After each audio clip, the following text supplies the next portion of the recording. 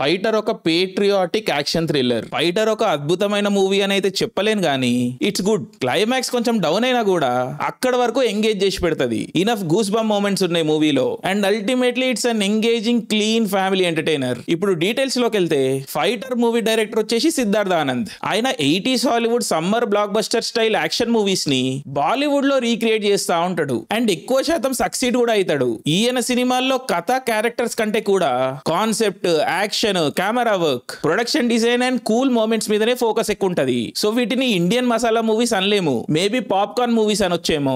నా ప్రకారం ఇండియాలో బెస్ట్ యాక్షన్ మూవీస్ ఈయన తీస్తాడు. అఫ్ కోర్స్ లోకేష్ కనకరాజ్ ఉన్నాడు అనుకోండి, ఓవర్టేక్ చేసాడేమో చూడాలి. ఇంకా నాకు ఆల్మోస్ట్ అన్ని సిద్ధార్థ్ ఆనంద్ సినిమాలు ఇష్టమే. చిన్నప్పటి నుండి చూస్తూ పెరిగిన ఆయన సినిమాలు ఒక కంఫర్ట్ వాచ్ అనమాట. అఫ్ కోర్స్ పఠాన్ నాకు అస్సలు ఎక్కలేదు. అదొక్కటే ఆడ్ గా వర్స్ట్ గా స్టాండ్ అవుట్ అవుతుంది ఆయన మూవీస్ లో. చూడడానికి బాగోదు, వర్స్ట్ గ్రాఫిక్స్, కూల్ మూమెంట్స్ కూడా ఉండవు. బేసికలీ సిద్ధార్థ్ ఆనంద్ స్ట్రెంగ్స్ ఏవి కూడా కనబడవు పఠాన్ లో. అందుకని ఇమీడియట్లీ 1 year లోపలనే ఫైటర్ రిలీజ్ చేసిండు అనుకుంటా పఠాన్ మూవీ నుండి డిస్టెన్స్ చేసుకోనికి. ఫైటర్ చూస్తుంటే మనకు అర్థమైపోతుంది పఠాన్ వచ్చేసి ముఖ్యంగా వైఆర్ఎఫ్ అండ్ ఎస్ఆర్కే మూవీ అని. ఎందుకంటే పఠాన్ లో ఉన్న పాకిస్తాన్ ప్యాండరింగ్ మనకి ఫైటర్ లో కనబడదు. Fighter is more Indian centric and that's a good thing. And ఇంకా ఫైటర్ గురించి మాట్లాడాలంటే ప్లాట్ స్ట్రైట్ ఫార్వర్డ్ ఉంటది. ట్రైలర్ చూస్తుంటేనే మనకి స్టోరీ అర్థమైపోతుంది. So it's a simple A to B screenplay and decently written characters ఉన్నాయి. డైలాగ్స్ కూడా inoffensive and functional ఉన్నాయి. కానీ ఫైటర్ మూవీ హైలైట్స్ వచ్చేసి action and cinematography.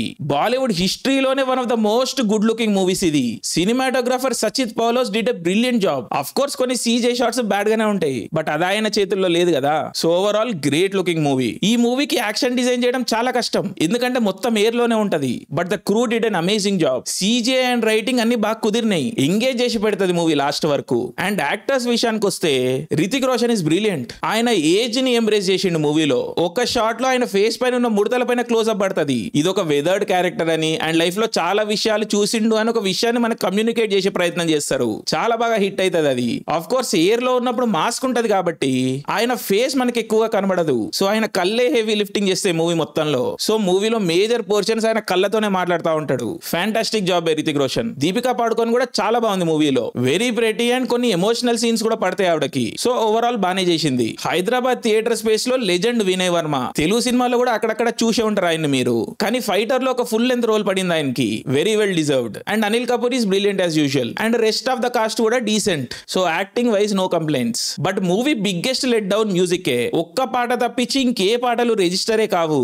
Vishal Shekhar major గా డిసప్పాయింట్ చేసిర్రు. స్కోర్ కొన్ని చోట్ల బానే ఉన్నా కూడా ఓవరాల్ స్టాండ్ అవుట్ కాదు. మ్యూజిక్ మూవీ హైస్ ని హోల్డ్ బ్యాక్ చేస్తుంది. And truly that's a shame. Climax కూడా కొంచెం లెట్ డౌన్ అనే చెప్పాలి. ఫైటర్ లో ర్యాండమ్ అండ్ టూ బేసిక్ అయిపోతుంది. But overall fighter is a good popcorn entertainer and a great choice for this republic day weekend. జై హింద్.